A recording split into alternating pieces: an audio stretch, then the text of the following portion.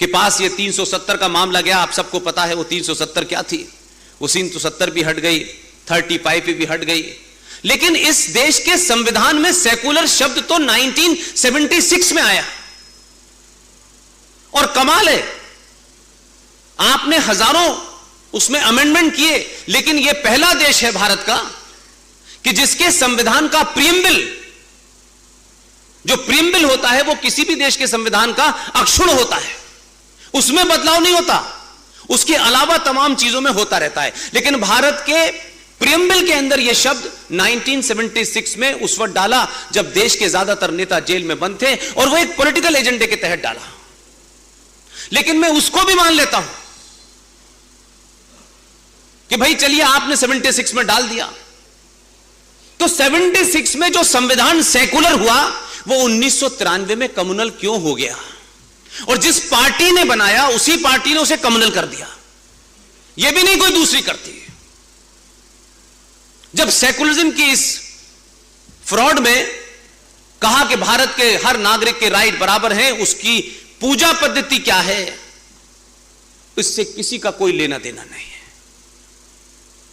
तो फिर किस चीज की कीमत की वजह से आपने 1993 में नरसिम्हा राव की सरकार पे दबाव डाला और बिना किसी डेफिनेशन के, बिना किसी एनालिसिस करे आपने एक फरमान जारी कर दिया कि देश के अंदर 5 पंथ जो हैं वो माइनॉरिटी में है, और यकायक माइनॉरिटी कमीशन इस देश में घोषित हो गया।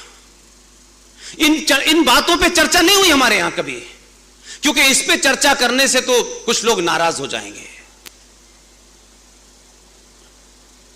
जिन्हें नाराज होना है वो 100 बार हो जाएं, जीवित रहते हुए इसी बातों को 1000 बार कहूंगा। और आप भी कहें, यह देश बचाने की बात नहीं है, यह राष्ट्र बचाने की बात है। इसलिए जो इस देश में पॉलिसी ऐसी बनी है जिससे राष्ट्र खतरे में है, मेरी चिंता सिर्फ वहीं तक है। राजनीति होती रहेगी, सरकारें आए जाएं, मुझे कोई फर्क नहीं पड़ता। इसलिए मैंने पहले दिन से कहा कि मेरा किसी के साथ कोई संबंध नहीं है। मैं किसी के प्रोग्राम में भी चला जाऊंगा, मैं संघ के प्रोग्राम में भी जाता हूं। मैंने कहा लश्कर तोयबा कोई प्रोग्राम करेगी, मैं वहां भी जाऊंगा। बुलाओ तो करके दिखाओ। मेरी आवाज में कोई फर्क आने वाला नहीं है, मेरी आवाज में कोई तर्क में आने वाला नहीं है कि मैं किस प्लेटफॉर्म पे खड़ा हूं, इसलिए वो बात ना बोलूं जो उनको अच्छी ना लगे, बल्कि मैं वही बात बोलता हूं जो उन्हें खराब लगे। 50,000 पारसी हैं इस देश के अंदर, मात्र 50,000। 1.5% सिख हैं, 1% बौद्ध हैं, 3.5% ईसाई हैं, और 19% अल्लाह मियां के फरिश्ते हैं। आपने यकायक कहा कि ये 5 पंथ और मजहब के लोग जो हैं इस देश में माइनॉरिटी में हैं, इन्हें स्पेशल किस्म की बैसाखी चाहिए। हमने आरटीआई डाली, हमारी टीम के साथी ने आरटीआई डाली कि जरा यह तो बताया जाए कि इस पूरे इतनी बड़ी ताकत में जो 25 से 30 करोड़ लोग हैं, क्या चाहते हैं आप? ये जो 25 से 30 करोड़ लोग हैं, ये ना तो यूएनओ की परिभाषा में फिट बैठ रहे हैं, और भारत में कोई परिभाषा ऐसी बनी नहीं है। तो सरकार से पूछा कि आपने माइनॉरिटी कमीशन बनाने से पहले क्या कोई इसका बेसिस क्या है? तो सरकार का जवाब सुन लीजिए। सरकार ने कहा इस किस्म की बातचीत पे, इस किस्म के एनालिसिस पे, इस किस्म के डाटा पे कभी कोई बात ही नहीं हुई। ये सिर्फ अनाउंस कर दिया गया, उसके बाद में फिर वो ऑर्डिनेंस आया, साइन हो गए, अब वो कानून बन गया और भारत के संविधान के साथ चिपक गया। तो 19 से लेके 25 करोड़ लोग भी इस देश के अंदर अल्पसंख्यक हैं, और 50,000 पारसी भी हैं। ना पारसियों को डर लगा, ना बौद्धों को डर लगा, न क्रिश्चियन को डर लगा। जो 19 से 25 करोड़ लोग हैं उन्हें डर लग जाता है थोड़ी थोड़ी बात में।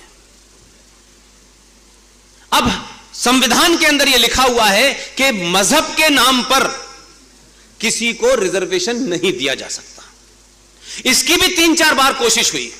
आंध्र प्रदेश में 7% दे दिया गया, फिर कोर्ट में गया तो स्ट्राइक डाउन हुआ, फिर उत्तर प्रदेश में सलमान खुर्शीद साहब ने जाके घोषित कर दिया, फिर स्ट्राइक डाउन हुआ। जब संविधान में लिखा हुआ है और पार्टी संविधान की शपथ लेकर के जब मेंबर ऑफ पार्लियामेंट बनते हैं, तो वही मेंबर ऑफ पार्लियामेंट ऐसे मुद्दे उठा करके आखिर किसको अपीज करना चाहते हैं? 2011 का सेंसस जो पब्लिक डोमेन में है, 2011 का सेंसस आप लोगों ने पढ़ा नहीं? भारत देश के 9 राज्यों में हिंदू माइनॉरिटी में रहता है। कहीं कहीं तो वो 2% है, 24% है, 9% है, 7% है। और झूठ का ये पुलंदा माइनॉरिटी कमीशन का चल भी रहा है।